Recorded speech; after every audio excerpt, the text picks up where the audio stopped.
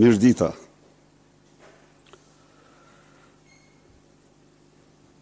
Narkoqeveria e kreut të organizatës kriminale Edi Ramës nuk u mjaftua me shpërndarjen e 76 milion euro për 100 euro për pensionist në total 48% votuesve për blerjen e votës,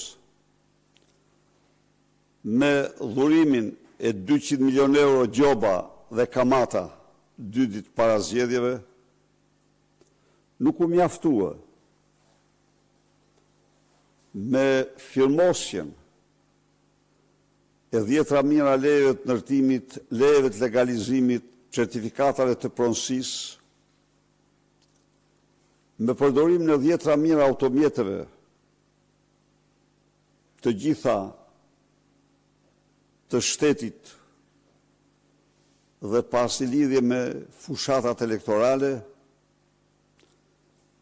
nuk u mjaftua me punësimin e mbi 10.000 punojësve për votë në qeverisjen vendore dhe në qeverisjen lokale dhe qendrore, por ajo kaloi direkt dhe në blerje vote duke shpërnda fshehtas para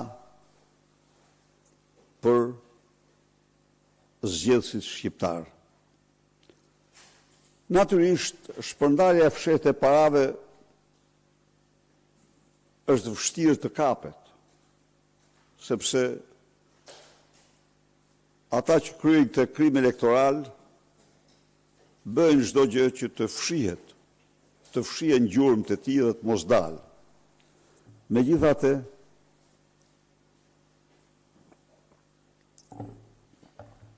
Megjithatë, kamerat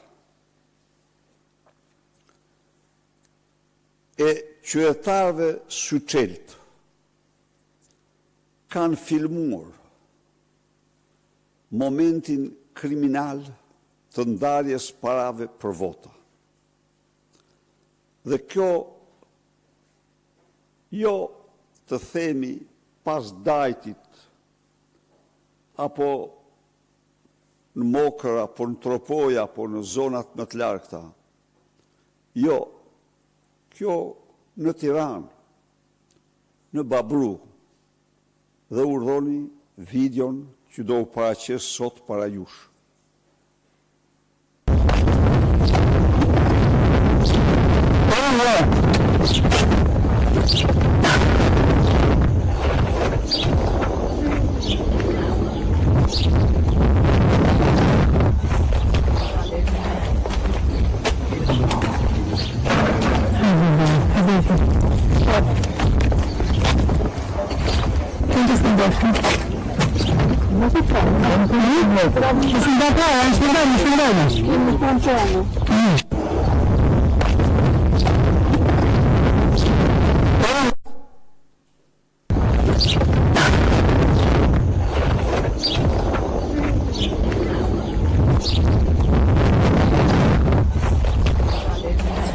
Parat largohen me parandor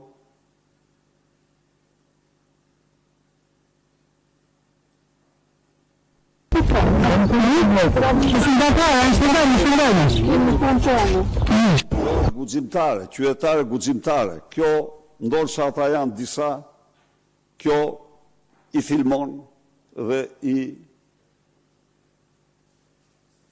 u bën të ditur se kjo po i ndjek, po i gjurmon.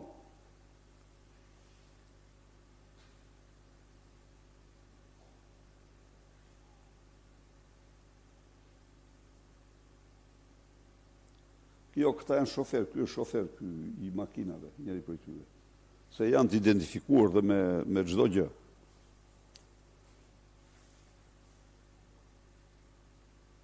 Pra, siç e shihni,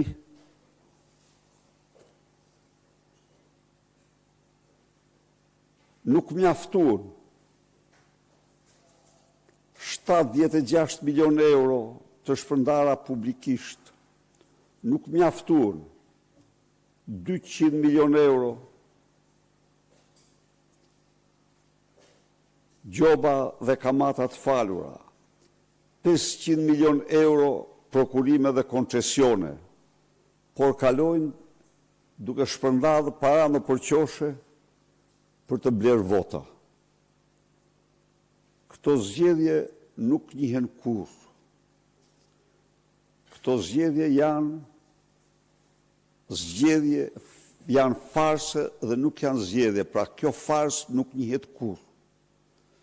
Ndaj dhe ne paraqesim para mediave dhe para shqiptarëve dhe komunitetit ndërkombëtar faktet pakundërshtueshme të farsës që delegjitimojnë plotësisht qeverinë e dalë nga zgjedhjet. Këto kisha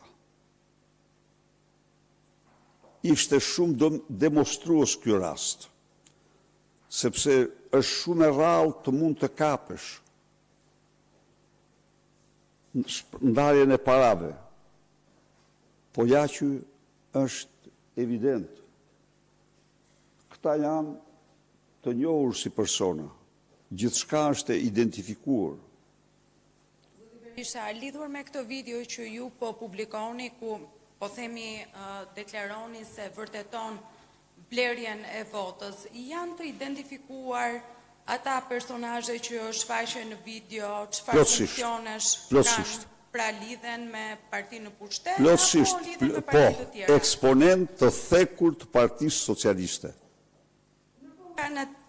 Nga ana tjetër, ju prej disa kohësh zhvilloni betejën tuaj për të vërtetuar atë që ju e konsideroni farsë elektorale. Po ju si e konsideroni atë? Apo ja del Partia Demokratike? Një minutë. Bëjmë një marrëveshje. Nuk mund të shpreh, mund të bëjmë të bëjmë një marrëveshje. Jo, priti minutë. Bëjmë një marrëveshje. A mund të quhen zgjedhjet në të cilat shteti, i quajtur shtet, përdor të gjithë financat e tij